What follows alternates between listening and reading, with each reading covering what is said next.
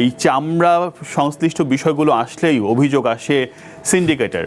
এবং এই সিন্ডিকেট কারা আমরা যদি দেখি, আমরা মাঠ পর্যায়ে কাজ করি, আরো যারা মৌসুমী ব্যবসায়ীরা তারা আড়তদারদের অভিযোগ দেয় এবং মৌসুমী ব্যবসায়ী আড়তদার দুজন মিলে ট্যানার্সদের অভিযোগ দেয় যে তারা সিন্ডিকেট করে অর্ধেক দামে কিনছে। আসলে কি?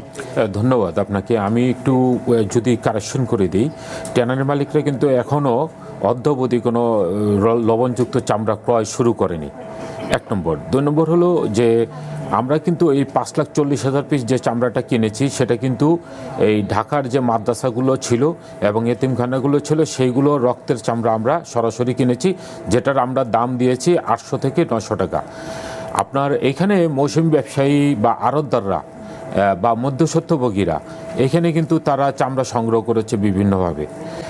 তারা ঢাকার বাইরে চামড়াও নিয়ে আসছে, আপনার আমাদের কাছে তথ্য আছে। তারা কিন্তু লবণ দিয়ে আপনার সেটা কিন্তু আমাদের কাছে আবার বিক্রি করবে।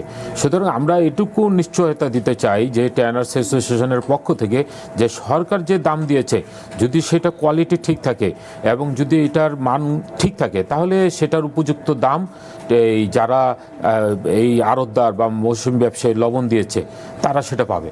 এবং পাশাপাশি আমরা বলতে চাই যে এইখানে যদি সিন্ডিকেটের কথা বলেন, আমরা জানি না, যদি সিন্ডিকেট থাকতো তাহলে কিন্তু এত চামড়া নষ্ট হতো না। আর যেখানে ডিমান্ড থাকে সেখানে সিন্ডিকেটের সম্ভাবনা থাকে। এখানে আমাদের যে ডিমান্ড, আমাদের যে ট্যানারির যে ওয়াটারগুলো, ইন্টারন্যাশনাল ওয়াটারগুলো কিন্তু আমাদের ওইভাবে নেই, সার্বিকভাবে নেই। আপনি যদি এক্সপোর্ট একটা টার্গেট দেখেন যে আপনি 16 সালে 1.2 বিলিয়ন $3 বিলিয়ন আমরা এক্সপোর্ট করেছি, অথচ আমরা 24-25 অর্থ বছরে আমরা কত এক্সপোর্ট করেছি? $1.1 বিলিয়ন।